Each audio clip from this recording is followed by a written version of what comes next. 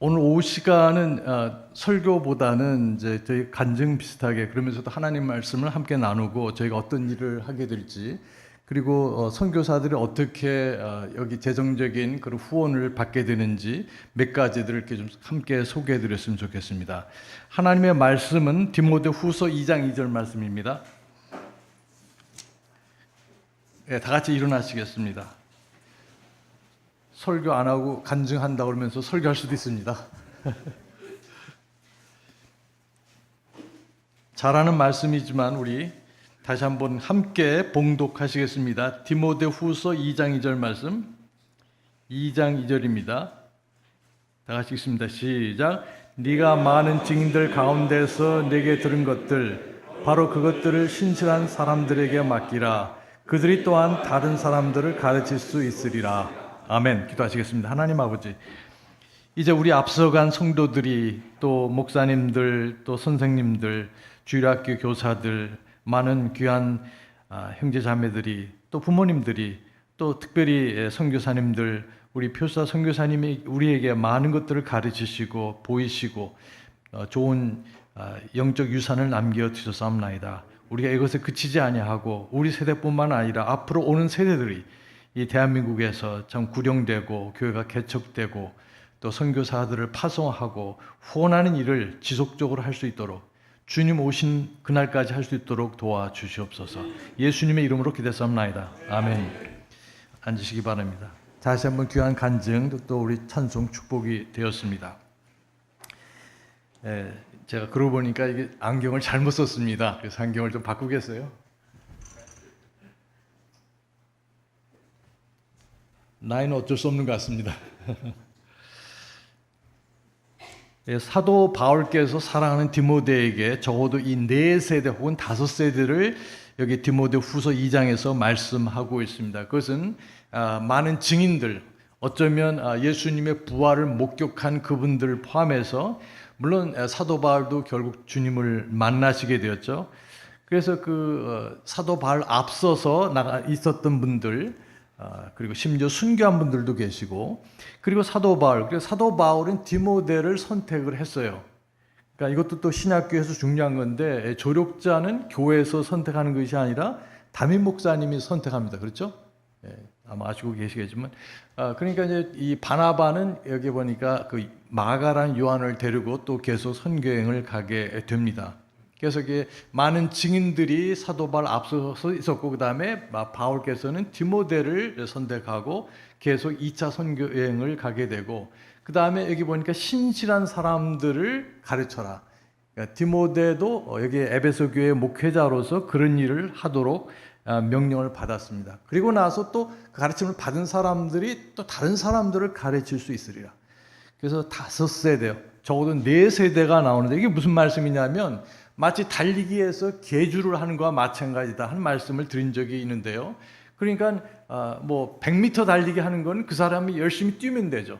마라톤도 뭐 42.195km를 달리면 되는데 계주라는 것은 1번 주자가 있고 2번, 3번, 4번 주자가 있잖아요. 그러니까 1번 주자가 아무리 열심히 잘 뛰어서도 2번 주자가 제대로 못 뛰면 지게 된다. 같은 방법으로 3번째 주자 그리고 마지막 4번째 주자가 끝까지 잘 달려야만이 그 팀이 우승할 수가 있습니다. 그렇죠?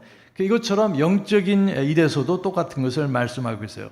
우리 표사 선교사님께서 70몇 년 전에 오셔서 이렇게 복음을 뿌리고 해서 사람들을 구원받고 침례받고 신약 교회들이 세워지고 또 그 교회들이 또 자라나서 또 다른 교회 개척을 하게 되고 이것이 계속 반복되는 시간이 벌써 70년이 넘었습니다. 근데 여기서 보시면은 이제 지금 나의 세대, 여러분이 연령대가 어디 있든 간에 이제 나의 세대에서는 어떻게 되느냐. 그래서 만약에 내가 가야 될, 뛰어갈 그런 기간이 있고 그런 거리가 있는데 그것을 만약에 포기하게 되면은 그것은 나를 통해서 수많은 사람들이 복음을 들을 수가 있고 구원받을 수 있고 하나님의 일을 할 수 있게 되지만 내가 포기함으로 인해서 내가 순종하지 않음으로 인해서 그 사역은 거기서 끝나고 마는 겁니다. 그래서 여기에 히브리서 11장에서도 똑같은 말씀을 하고 계세요. 그러니까 믿음의 선진들이 다 믿음으로 살았어. 물론 그들이 완전한 것은 아니었지만 그렇게 살았는데 또 이미 그분들은 이제 부름을 받고 천국에까지 가셨어요. 그래서 이제 나의 세대가 있는데 종종 보면은 내가 감당해야 될 그 일을 소홀히 하고 하지 않음으로 인해서 그것이 완성이 되지 않는 겁니다. 그래서 여기 보니까 많은 증인들이 그 일을 했고, 그 다음에 바울께서 그 일을 했어요. 그 다음에 이제 디모데 순서가 돼서 디모데는 신실한 사람들을 가르쳐야 되는데, 자, 근데 디모데가 만약에 이 일을 하지 않으시면 어떻게 됩니까? 그것으로 끝나게 된다. 그리고 다른 사람들도 이제 뭐 그것도 마찬가지가 이제 이렇게 될 수밖에 없습니다. 그래서 우리 표수다 선교사님께서 귀한 일을 시작하셨는데 여러분 자신과 여러분 세대에서도 여전히 신실하게 그 달려갈 길을 달려가시는 저와 여러분 되시기 바랍니다. 너무 중요한 원리예요. 그래서 이런 걸 보면서 개인적으로 얼마나 고마운 일인가.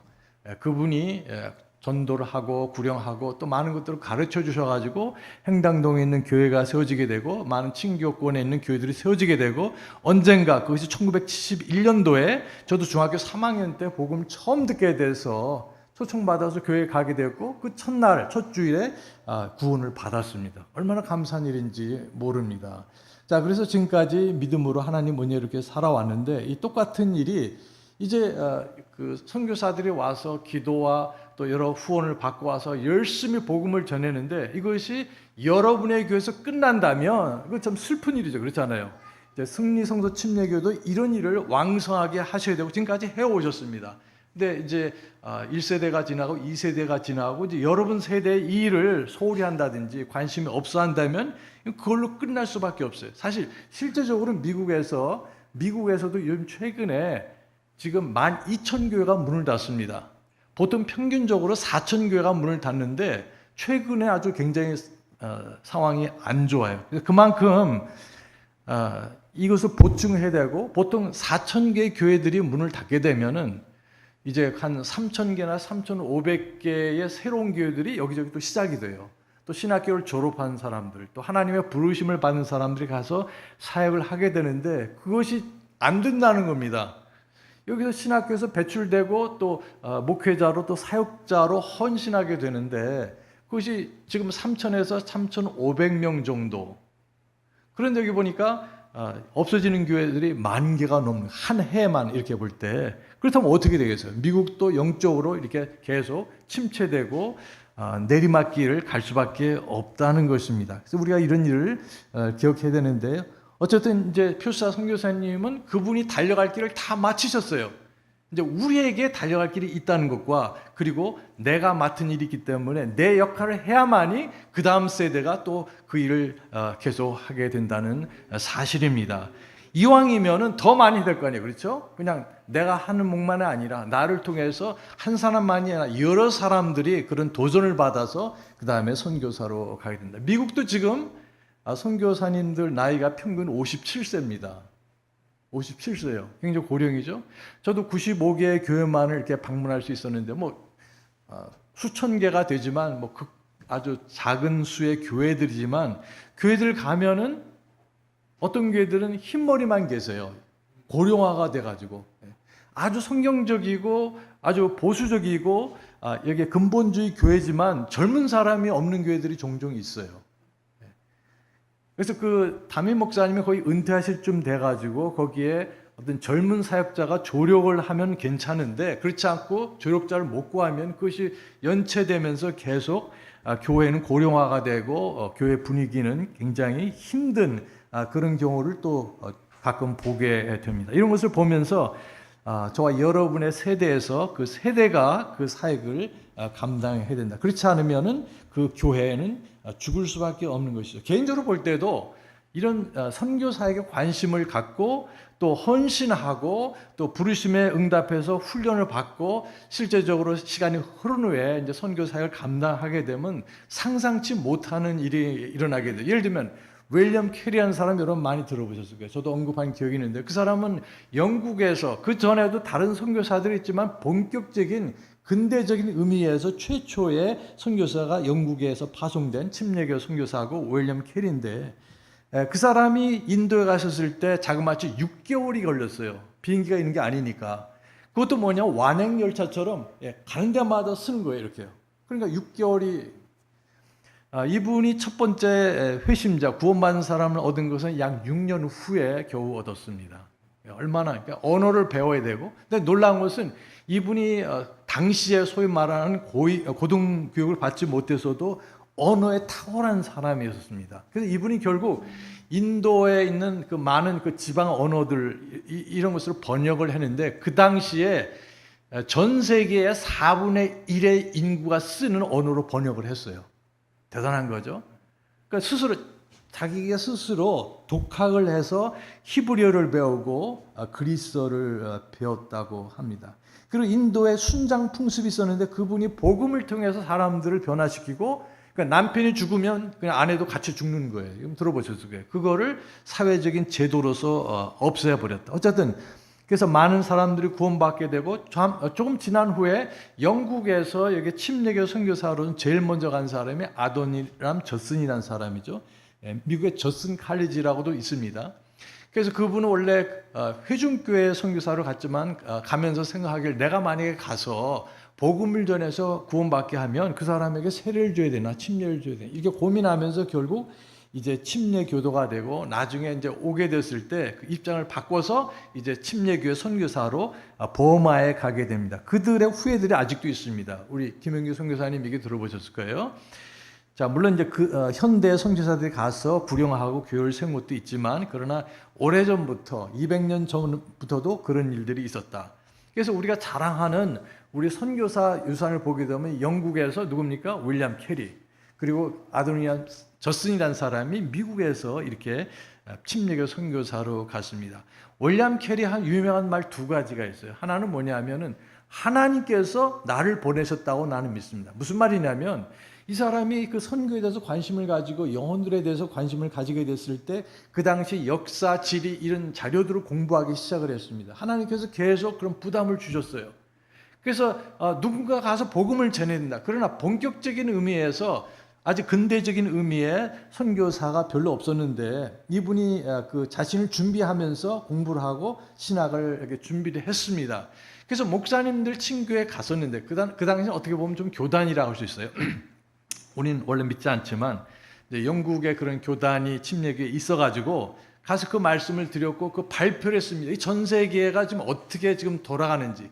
우린 지금 2026년도에 살지만 지금 수많은 사람들이 복음을 듣지 못하기 때문에 복음을 믿을 수가 없고 구원받을 수가 없다는 것이죠.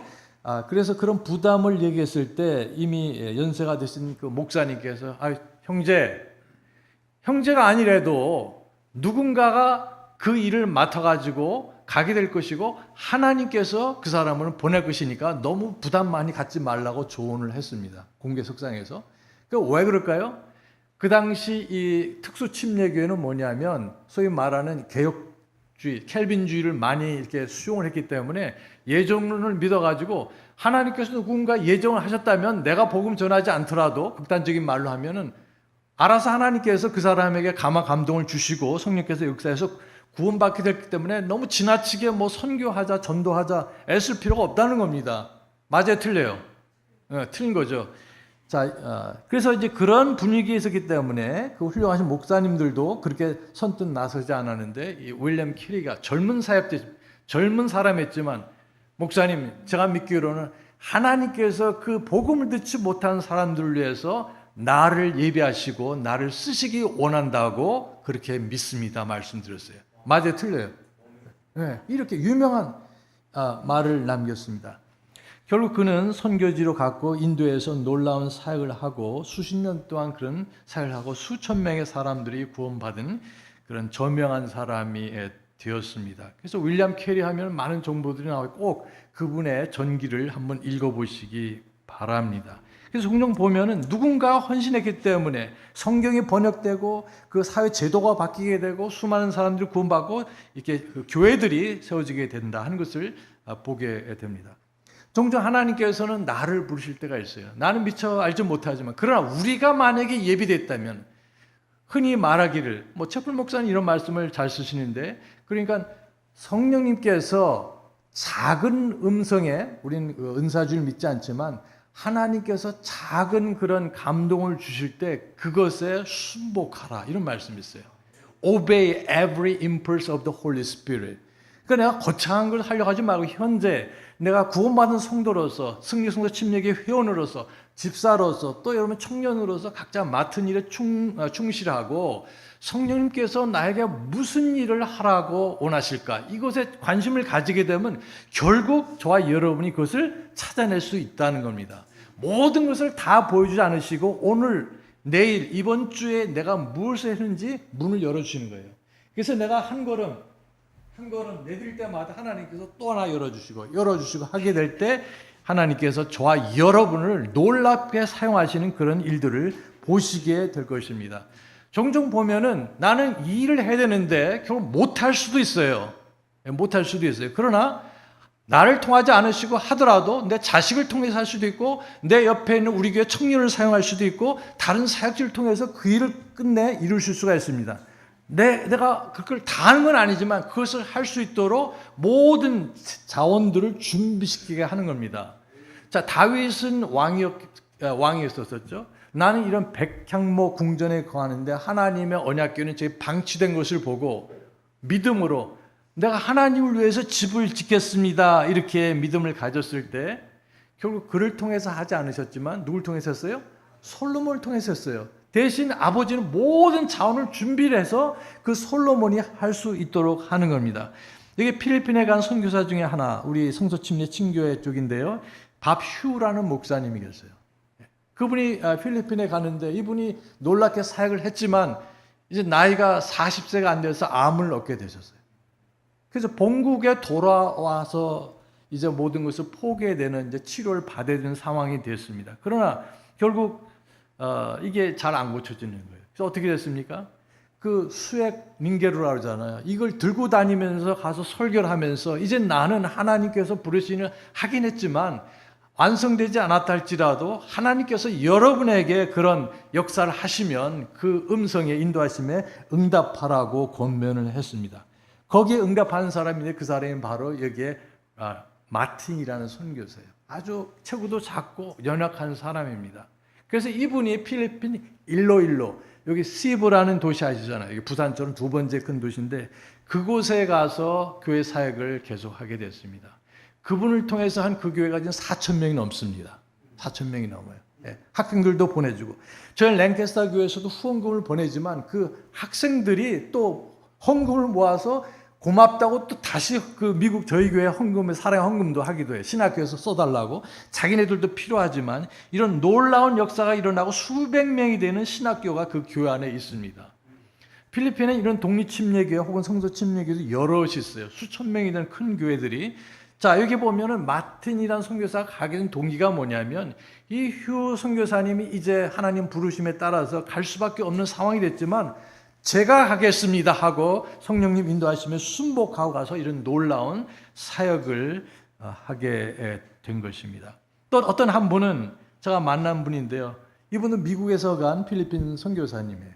근데 이분이 하이젠에서 나왔는데 이분이 사실 하나님께서 자신을 여기에 선교사로 부르신 걸 알고 있었고 그렇기 때문에 신학교 갔지만 가끔 이런 일들이 있습니다. 신학교에 가서 자기 서포트를 해야 되잖아요.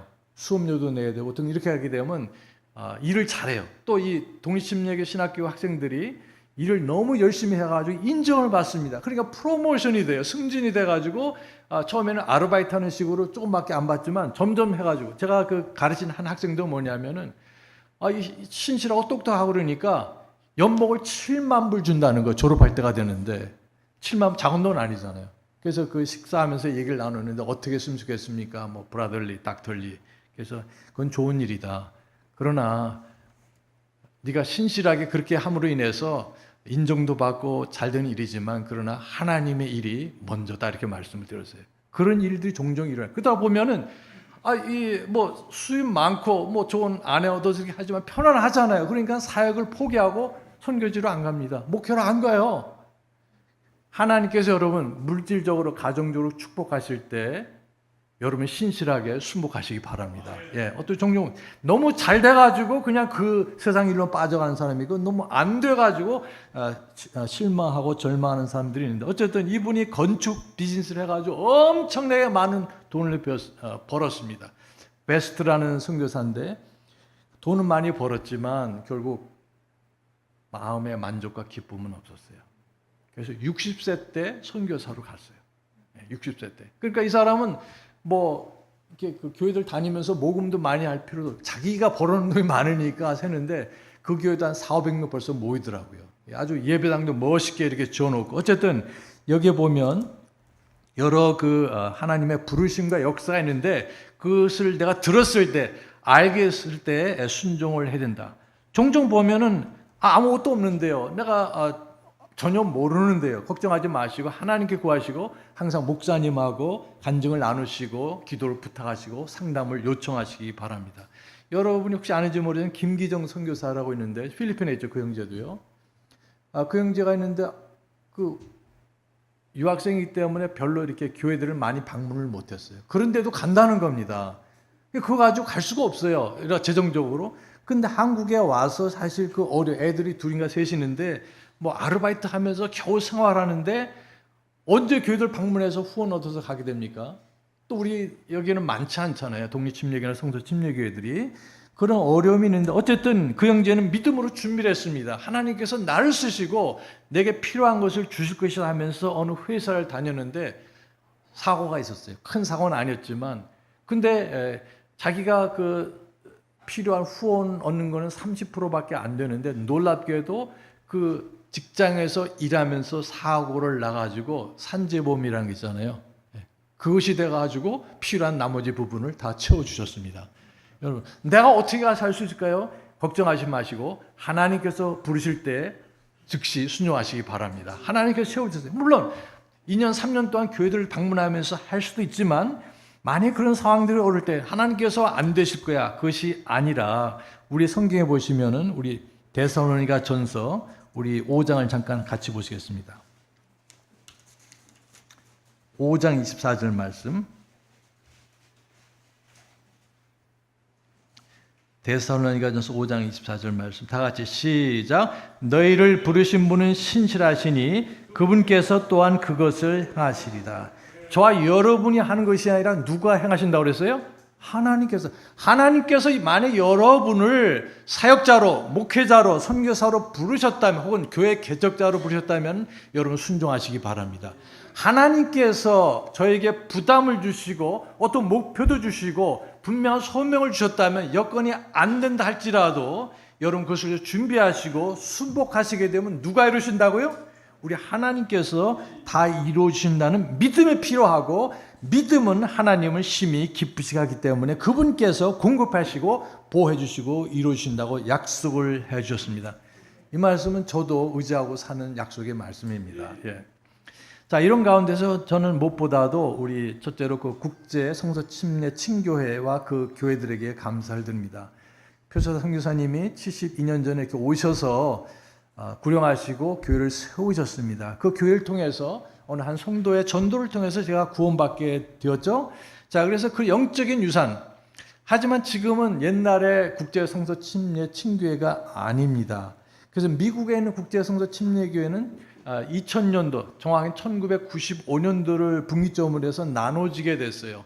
그러니까 이제 이 독립침례교회에서 원래 우리 그 표서 선교사님이 다녔던 그 신학교는 여기 베프티스트 바이블 세미나리라고 해서 아까도 보셨지만 제이 프랭큰 노리스 박사가 세우신, 거기서 훈련 받으셨고 거기서 훈련 받은 공부하신 많은 그 목회자들이 미국의 메가 철치들을 60년대, 70년대, 80년대에 세우신 분들이에요.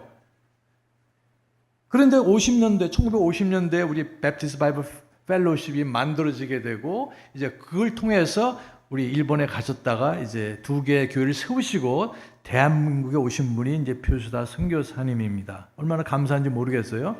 그럼 50년이 지난 1950년도부터 2000년도까지 왔을 때 그 친교회는 변질되기 시작했고 킹제임스 성경을 버리고 그리고 복음주의로 다시 돌아갔다. 아까 그 빅 박사라는 분과 또 그 영향을 받은 분이 누구부터 받았냐면 노리스 목사님이라고 그러는데 그 노리스 목사님께서 신학교를 세우셨다고 말씀드렸어요. 근데 그분 자신은 원래 남침례교 목사님이신데 남침례교회가 타협하고 부패한 모습을 보고 나오셔서 여기에 독립침례 교회들을 같이 시작하시게 된 것이었었죠. 얼마나 감사한지 모르겠어요. 복음이 정확하고 또 성경대로 사는 삶을 가르쳤고, 또 거기서 훈련받은 사람들이 여기 표수다 선교사님 오셔서 그 부르신 건 뭐냐, 복음을 전하고 여기 침례를 주고 그 다음에 그들을 회원으로 삼아서 독립교회, 신약교회를 세우는 것이었어요. 그리고 그들은 그 선교사님들은 그 교회가 자립될 수 있도록, 그다음 두 번째, 그들이 스스로 치리할 수 있도록, 세 번째, 그들 교회가 이제 그들도 자라나서 다른 교회들을 개척할 수 있는 이 세 가지, 이걸 뭐라 하냐면 자립, 자치, 자전이라고 합니다. 스스로 그렇게 성장해 나가서 자율적으로 할 수 있는, 심지어 네 번째로는 그들이 자율적으로 신학적인 훈련을 할 수 있는 교회로 삼는 것이 우리 성서 침례 교회들이 전략적으로 삼은 네 가지 원리였습니다. 그래서 지금까지 해오신 거고, 여러분 교회도 그렇게 지금 하고 계세요. 이것이 많이 모였을 때는 미국에서 독립침례교를 통해서 3,800개 교회들이 이렇게 했었는데, 또 재미있는 건 뭐냐면 그 3,800개나 되는 그 성서침례 친교회 교회들, 미국의 경우 그 중에 실제적으로 선교사들을 파송한 교회는 268개 교회입니다. 많지 않잖아요. 그리고 선교사들이 간 교회들은 실제적으로 간 사람들은 약 당시 한 1,000명 정도 이렇게 되고 있어요. 그러니까 어떤 교회들은 2~3명, 5명, 10명 하는 교회들도 있고, 또 상당수의 교회들은 선교사를 한 사람도 배출해내지 못한 교회들도 없잖아 있습니다. 그래서 40년 전에는 여기 미국에서 남침례 교단 다음으로 가장 많은 선교사를 파송한 곳이 바로 국제성서 침례 친교회고, 또 더 나가서 여기에 그 선교 예산도 남침례교회 다음으로 단독 그 친교회로서 또 제일 많이 후원한 친교회이기도 합니다. 얼마나 놀라운 영적 유산인지 몰라요. 그렇기 때문에 저희가 여기에 95개 교회는 아니지만, 다 원래 성서침례 친교회 배경교회는 아니지만 성서침례 친교회에서 교제를 했던 그 교회를 가면 역시 뭐가 다르냐, 분명히 선교에 대해서 많은 열정을 가지고 계세요. 다른 독립침례교회보다. 그래서 미국에서 이렇게 독립침례교회도 그룹이 있는데, 여기 성서침례 친교회 그 친교권에서 교제하는 교회들은 하나같이 뭐냐면 선교의 열정적이다. 그래서 그거를 잠깐 말씀드리고자 합니다. 물론 아까 말씀드린 것처럼 1995년도에 분리가 일어났고, 그리고 2000년 와서는 이제 타협하는 교회들이 너무 많아지게 됐습니다. 힘을 많이 잃었어요. 신학교도 1975년도에 2,400명까지 되는, 여기에 바이블 칼리지로서 제일 큰 신학교였었어요. 미국의 바이블 칼리지, 종합대학 말고요. 바이블 칼리지로서 그렇게 했었는데 지금은 150명도 되질 않는다. 왜냐, 타협하기 시작했기 때문에. 그리고 킹제임스 성경을 버렸기 때문에. 목사님들이 내가 그 학교 졸업했을 때는, 내가 그 학교에서 배웠을 때는 킹제임스 성경을 강조를 하고 성경적인 분리, 구령, 버스 여러 가지 종합적으로 볼 때 아주 자랑스러운 신학교였지만 이런 걸 다 버렸기 때문에 안 보내는 거예요. 다른 신학교 없나 보니, 여기에 웨스트코스트가 있네. 여기 보니까 하틀랜드가 있네. 여기 보니까 더 크라운 칼리지가 있네. 그래서 다른 신학교에 보내는 상황이 되더라 이겁니다. 지금은 한 80개국의 선교사를 베프티스트 바이블 펠로십에서 이제 보내지만 많이 힘을 잃었어요. 오래된 선교사님들 차마 이 친교권을 떠날 수 없으니까 하지만 새로운 선교사들이 더 이상 유입이 되질 않습니다. 자, 이런 것을 보면서 감사한 것은 제가 다닌 교회들 중에서 일부 교회들이 이 베프티스트 바이블 펠로십 전에 거기에 있었지만 나왔다는 말씀을 들었는데, 여전히 이 구령에 열심히 있고, 그 다음에 해외 선교에 정말 지나칠 정도로, 상상하지 못할 정도로 관심과 후원을 한다. 그리고 뿐만 아니라 우리는 구령하고 양육하고 선교한다 그러지만 한 가지 빠진 게 있으면 교회 개척입니다. 교회 개척. 우리도 물론 성서침례교회들도 선교사하고 일할 때는 많은 교회가 개척했지만 지금은 이것이 굉장히 관심사가 아니에요. 우리 교회만 잘 되면 됐지. 근데 그것이 아니라 개인적으로 구령하고, 그 다음에 국내든지 해외든지 교회들을 세우는 그 일에 대해서 어느 다른 독립침례교회보다 성서침례 친교회들은 관심이 있다. 그래서 이 soul winning, 구령하는, 그 다음에 church planting, 교회 개척. 자, 그러기 위해서는 일꾼이 필요하고 재정적인 후원이 필요하고 기도가 당연히 필요하죠. 그 다음에 선교 사역도 마찬가지고. 그래서 이 원래 국제성서 침례교회는 여기 킹제임스 성경, 그 다음에 성별, 그 다음에 성화, 분리, 이런 것들을 강조하고 이 복음주의 타협하는 남침례 교단의 교회들을 잘못된 부분을 분명히 지적을 했습니다. 그래서 그 전까지는 저도 목회를 뉴저지에서 25년 동안 하면서 선교사들이 오면은 지금 말씀드린 것들을 별로 언급 안 해도 내가 그 학교를 알고 그 선교사를 파송한 걸 알기 때문에, 신학교를 알기 때문에 물어보지 않았지만 한 25년 전부터는 선교사들이 나는 킹제임스 성경이 하나님께서 영어권을 위해서 보존한 성경이라고 믿습니다 하는 거를 봐야지만 후원을 해요. 아니면 노 땡큐, 다른 데 가서 알아보셔, 이렇게 되고, 그리고 저도 개인적으로 이런 그 이메일을 보냈을 때 내가 믿는 것은 이렇습니다. 분명히 사실 제가 믿는 교리 선언문은 저희 랭캐스터 침례교하고 우리 신학교하고 똑같습니다. 뭐 하나 글자 하나 틀리지 않고 보내지만 그래도 믿질 않아요. 어떤 교회들이 전에 국제성서 침례 친교에 있는 교회들은 그것 말고, 그것도 좋은데 우리는 그 정도 가지고 안 되고 정말 당신이 킹제임스를 어떻게 믿는지 질문을 여러 번 하고, 그 다음에 교회관이 어떤지, 당신은 우주교회를 믿는지 지역교회만을 믿는지 이런 것도 물어보고, 여러 질문서가 길어요 굉장히. 그러니까 이렇게 믿지 않으면은 우린 그런 선교사는 후원할 수 없다는 겁니다. 제가 얼마나 감사한지 몰라요. 선교 후원을 보내고 기도와 함께 갈 때 우리는 그냥 아무나 후원하지 않는다는 겁니다. 왜 그렇습니까? 그 사람들이 그런 걸 통해서 많은 것을 겪었기 때문에 우리는 킹제임스 성경을 믿고 또 이게 성경적인 신학교를 믿고 이런 교리적으로 잘못된 것을 거부하는 사람인가 아닌가를 확인을 한다는 것이죠.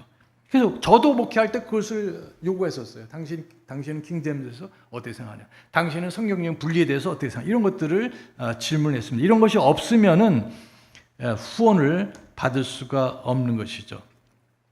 자, 그리고 파송교회의 권위라든지 담임 목사님의 권위, 그리고 그 사람이 교회에서 어떻게 주님을 섬겼는지 그런 레퍼런스, 추천서도 다 같이 요구를 하게 돼요. 저도 3분의 추천서가 같이 붙어 있습니다. 그래서 그거를 교회들에게 보내는데, 뭐 채플 목사님, 그 다음에 저희 신학대학의 이제 존 게치, 그 다음에 제가 아는 개인적으로 아는 선교사님, 이렇게 보내면은 굉장히 중요하죠. 미국 사회에서는 추천서가 매우 중요합니다. 본인이 말하는 것보다. 자, 이런 것들이 있습니다. 그러면서 우리가 그 교회를 방문하면서 겪은 것들을 몇 가지 말씀드린다면, 아리조나에 한 교회 갔는데 그 교회는 원래 아까 말씀드린 국제성서 침례 친교에 속하는 그런 교회였었어요. 그리고 그 원래 원로 목사님이 거기에 큰 일을 맡으신 임원이셨습니다. 그리고 지금 현재 그 사역자는 사위 가는데 저희 학교를 나왔어요. 어쨌든 이메일로 보냈을 때 그 교회에서 오라고 갔는데 뭐 여러 가지 교제도 하고 또 질문도 하고 또 우리 아까 여기 들어올 때 보신 것처럼 그런 디스플레이 제시도 있고 뭐 아까 비디오도 보여드리고 다 이런 좋은 시간을 가는데, 어떤 한 분이 나는 한국에서 옛날에 근무를 했었다. 미군으로 복무를 했다. 그런 분들을 많이 만나게 돼요. 6.25 참전하신 분은 거의 못 봐요. 왜냐면 많이 돌아가셨기 때문에. 근데 보면 60년대, 70년대, 심지어 최근에도 그런 사람들을 만나게 되는데, 이분이 이제 구원받은 분이죠. 그리고 그분은 부목사의 아버님이세요. 근데 하신 말씀이 뭐냐면, 내가 그 한국에 왔었는데 재밌는 것을 많이 했다. 또 좋은 시간을 보냈었다 하면서 이런 재밌는 얘기를 하는데 뭐냐면은, 그런, 옐로우 셔츠가 들어있는 뭐 노래를 있는데 그 들어본 적이 있느냐? 한국 사람이니까. 옐로우 셔츠가 뭐예요? 네? 벌써 아시네. 노란 셔츠 입은, 그거 알잖아요. 제 세대는. 저도 뭐 구원받기 전에 저는 뭐 구원받은 후에 그런 건 아니지만, 그래서 안다고. 근데 요즘 뭐가 있어요? 여기 찾아보니까 동영상이 있는 거예요. 그래서 찾아가지고 이 노래가 그거 맞다는 거예요. 그러면서 이분이 자기 청년 시절 때 여기 한국에 와서 잠깐 있었는데 그게 굉장히 인상적이었던 것 같아요. 그래서 나중에 구원받고 이제 변화함을 입고 주님을 섬기고, 이제 그 아드님도 저희 학교 나오고 그 다음에 거기에 좀 부목사로 섬기고 있고, 그 손자도 지금 웨스트코스트 신학교에 다니는 그런 얘기들이 있습니다. 그래서 미국 사람들은 한국에 대해서 잘 몰라요. 요즘은 이제 좀 다르지만 뭐 요즘 위상이 높아졌죠. 예를 들면 뭐 K-팝이든지 K-푸드니 이런 것들이 있어가지고 굉장히 사람들이 관심이 있어하고, 특별히 필리핀 교회 가면은 사람들이 한국 드라마를 너무너무 좋아하세요. 그래서 성도들도 그러고 수요일날 나오는 성도들도 좋아해요. 보통 수요일날 나오시는 분들은 믿음이 있어요, 없어요? 믿음이 있는 분들이잖아요. 그런데도 건전한 아마 그런 뭐 사극이라든지 뭐, 그럼 저보다 더 많이 합니다, 이분들은. 어떤 사모님을 만나는데 사모님이 또 너무 좋아하실 정도로 어쨌든 이런 이제 분위기가 옛날하고 이제 다른 말씀을 이렇게 드리게 됩니다. 그래서 그런 에피소드 있지만 그 교회에서 놀라운 그런 것들이 있는데, 그러니까 미국이 특별히 성서 침례 친교에서 교제했던, 지금은 안 한단 말이죠. 그 교회 이제 목사님께서 이제 여러 가지 이제 그 권면의 말씀을 하시고, 뭐 저희도 간증도 하고 다 이렇게 되는데, 이제 마지막 날이 되니까 이제 다 선교사님 한 5분인가 이렇게 왔었어요. 선교 대회를 하는데 보통 3일에서 5일 정도 합니다. 그럼 가기 전에 이제 우리가 우리 자신을 소개하는 거를 보내드리고, 또 그 교회에서 그럼 당신 올 수 있느냐, 날짜를 잡아서 가게 되는데, 그럼 또 계속 이메일이 오게 되는데 뭘 물어보냐면 이런 걸 또 물어봐요. 당신이 제일 좋아하는 음식이 뭐냐? 당신이 그 먹는 거에 알러지가 있느냐? 당신은 가족이 있느냐? 애들이 오느냐? 그 다음에 당신은 반려견도 오느냐? 뭐 이런 걸 다 물어봅니다. 그리고 당신에게 필요한 게 뭐냐? 이렇게 물어봐요. 그러면 뭘 주려고 그러지? 이렇게 생각할 수 있는데, 어쨌든 그런 많은 설문서, 이건 이제 그들이 준비하기 위해서 언제 오느냐, 비행기 타고 오느냐, 차를 타고 오느냐, 이런 것들을 상세하게 물어보고 거기에 대처하고, 만약에 그 교회에서는 예를 들면은 뭐 에어비앤비에 가서 숙소를 마련한다든지, 또 교회에도 선교관이 있기 때문에 거기서 하지만은 5사람이나 5 가족이 되기 때문에 자, 이런 것들을 다 준비하게 됩니다. 근데 마지막 날 이제 성도들이 그 커미먼트, 이제 새해에 우리 선교 예산을 짜기 위해서 여러분이 하시는 것처럼 결정을 하게 되죠. 그래서 그 카드에 다 믿음으로 드리는 약속 헌금, 여러분 아시죠? 그것을 이렇게 하게 되는데, 이제 그런 것도 순서도 있고, 그 다음에 선교사님 나오라 하고 그들이 준비한 이제 선물을 이렇게 이제 주는 거예요. 그러면 나는 아이패드가 필요해요. 그러면은 그 사람들을 뭘 사가지고 올까요? 아이패드. 또 어린아이들은 뭐 장난감이 필요하면 장난감 필요한 대로 하고, 우린 지금 그 수리가 필요한데 5,000불이 필요합니다 하면 뭘 준비할까요? 5,000불을 준비하시는 거예요. 그러니까 그 전에 사실 저희도 마땅히 필요한 게 없었어요. 그러니까 우린 필요한 거 없다 이렇게 얘기를 했는데, 어쨌든 그 교회에서 약 한 250명 정도 되는 교회인데, 각 선교사님들에게 필요한 바지도 선물해주고 애들 옷도 주고 여러 가지 기저귀까지 이렇게 준비를 해주는 애들이 있는 선교사님들은, 근데 거의 1인당 10,000불씩을 주는 거예요. 그러니까 저 이사 비용이 필요하잖아요. 운임도 필요하고 비행기값도 필요하니까 그 필요하다고 얘기를 하면 그런 교회에서는 그렇게 준비를 해준다. 그럼 그 교회 그 선교 예산이 1년에 45만 불이에요. 크지는 않더라도 1년에 45만 불이면 얼마 될까요? 얼마죠? 어쨌든 간에 그러면 한 40만 불은 예를 들면은 선교사들을 후원하는 데 사용을 합니다. 그러니까 한 7, 80명 이 정도 그 후원을 하게 되고, 그리고 선교 집회 때 필요한 비용들 플러스 그다음에 그 선교사님들에게 개인적으로 그런 필요한 제목들을 물어보고 거기에 맞게끔 이렇게 사랑의 헌금도 준비를 하는 걸 볼 수가 있어요.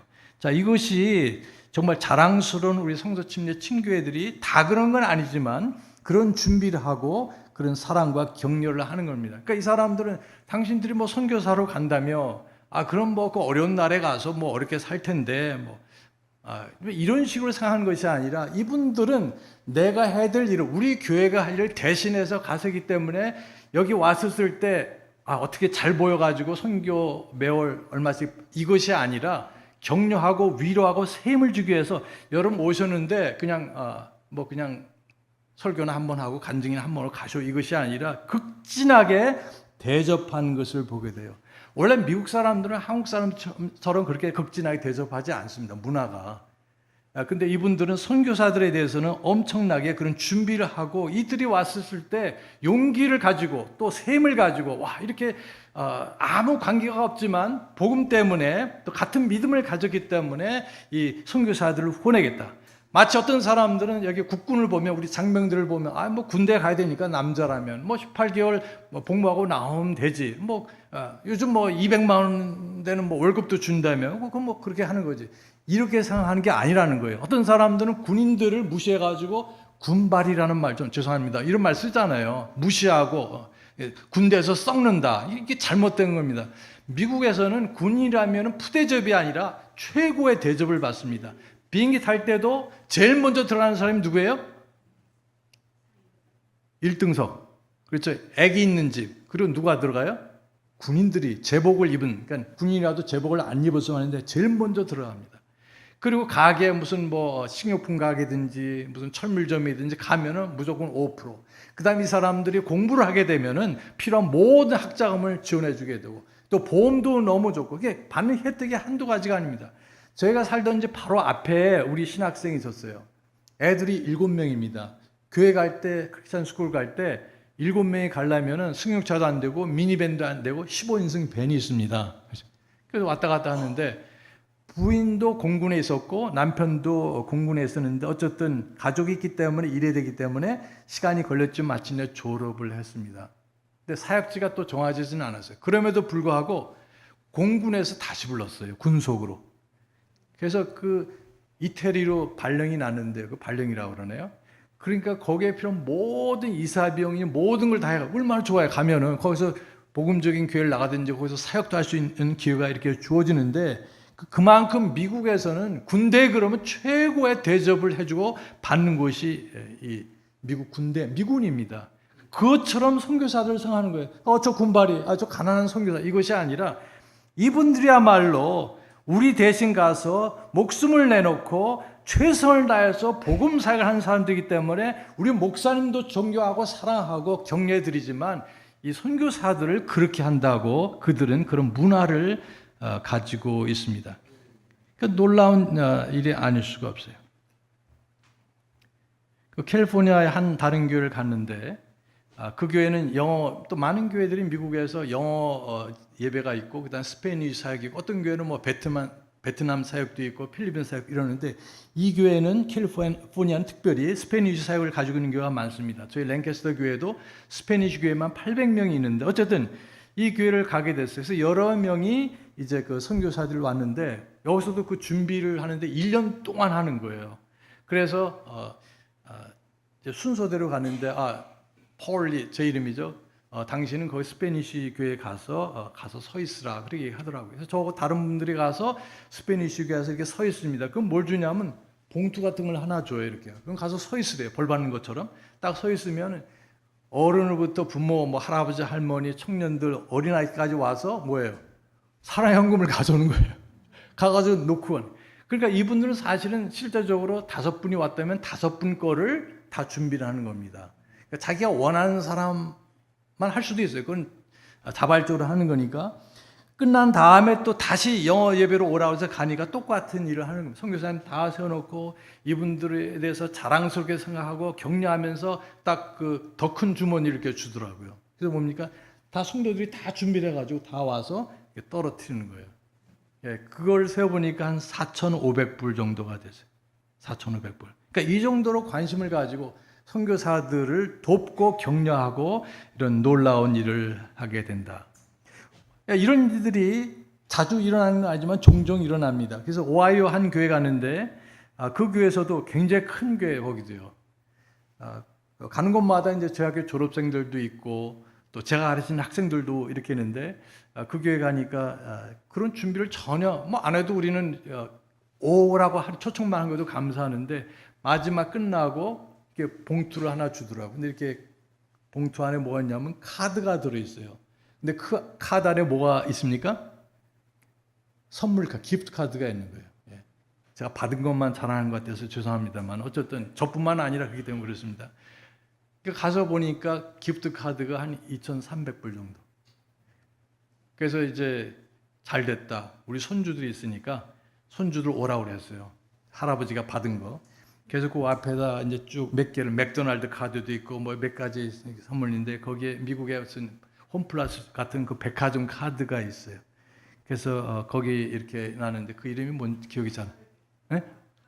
타겟이라는 그 스토어 백화점이 있는데 이제 애들이 두 녀석이 이렇게 올라오는데 우리 방으로 들어왔습니다. 근데 바닥에다 해놓으니까 이 손주 녀석이 그때 한 4살 됐나요? 갑자기 들어오더니 눈이 이렇게 커지면서 타겟 외치는 거예요. 얘는 다른 거 안 보이고 할아버지 할머니 안 보이고 뭐만 보입니까? 그 기프트 카드. 왜냐면 거기 가면은 장난감 코너가 있습니다. 그러니까 뭐 할아버지 할머니가 뭐 준 상관 안 하고 그 주시는 분에 대해서 관심이 없고 그 선물만 관심 가져가지고 그렇게 하는데 그러나 행복한 사람은 걔가 아니라 누가 행복합니까? 제가 더 행복해요. 그 자녀들이 손주들이 우리가 뭘 준비를 했는데 비록 나한테 고마워 물론 나중에 하지만 그게 관심이 없지만 그래도 주는 자가 받는 것보다 더 복되다고 그랬잖아요. 저와 여러분이 구원받았을 때도 여러분이 감사하고 기뻐했잖아요. 나 같은 사람이 구원받아서 와, 내 모든 죄가 용서됐다고 기뻐하고 감사하지만 가장 기뻐하시고 가장 좋아하시는 분은 우리 예수 그리스도십니다. 예.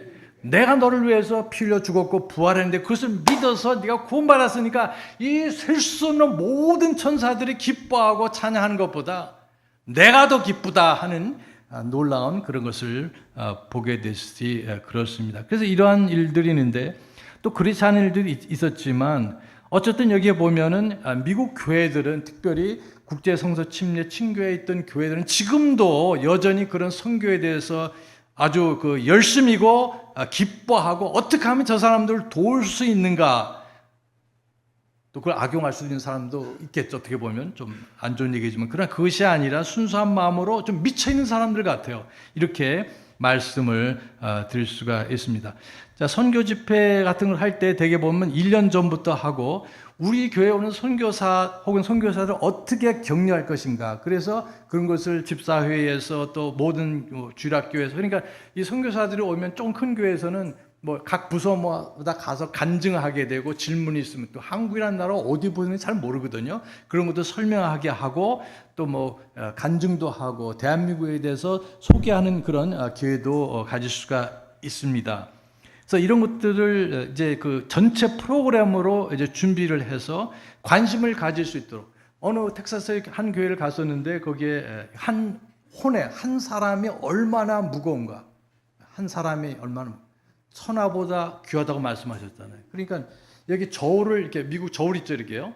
저울이 있는데 여기에 집이 있어요. 주택이 중요하고 자동차도 중요하고 뭐 돈도 중요하고 주식 투자도 중요하고 뭐 부동산 다 있는데 많은 사람들이 그런 일에 관심이 많잖아요. 돈에 대해서. 그러니까 결국 나중에 이것이 이제 이렇게 기울어지게 되겠죠, 이렇게요. 근데 이게 한 사람을 천하보다 귀한 한 사람을 이렇게 놓게 됐을 때 어떻게 됩니까? 이렇게 된 것이 이렇게 되잖아요. 그럼 시각적으로 평생 잊지 못하는 거예요. 어린아이부터 연세 많으신 모든 분들이 왜 우리가 시간 들이고 돈 들이고 모든 걸 희생해서 이런 집회를 하고 선교사를 후원하느냐. 바로 우리 교회가 할 일이 뭐냐면 구령하고 교회 개척하고 선교사들을 파송한 일이다.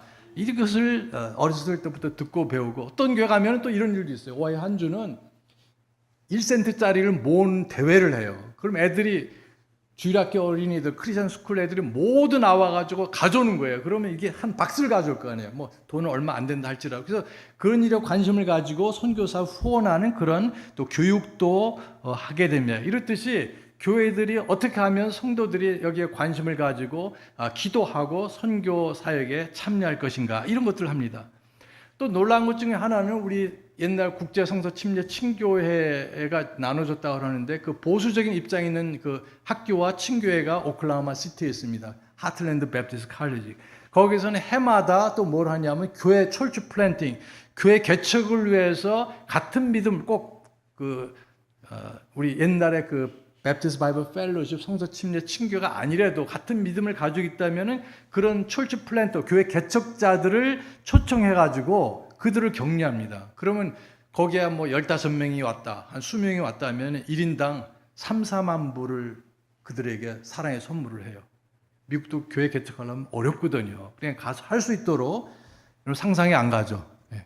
그럼 그런 예산을 다 준비를 해가지고 그건 친교권에서 이렇게 하지만 그래서 이 사람들이 가서 교회 개척하는 데 도움이 되도록 하는 것들을 보게 됩니다.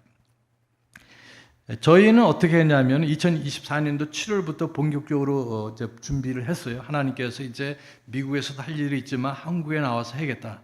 나머지 10년은 하나님께서 인도하시면 우리 대한민국, 우리나라를 위해서 써야 되겠다, 드려야겠다 이렇게 생각을 했어요. 교회들을 방문하기 시작했고 올해 2월까지 그렇게 95개의 교회를 방문하고 13개 주 자동차로 하면은 약 6만 킬로미터를 다니고 비행기로 다니고 바쁘게 다녔습니다. 보통 일반적으로 그 미국에서 파송되는 선교사들은 2년 내지 3년 정도 약 150개 교회를 방문해서 그 교회들 중에서 한 4분의 1 정도가 결정을 하게 돼요.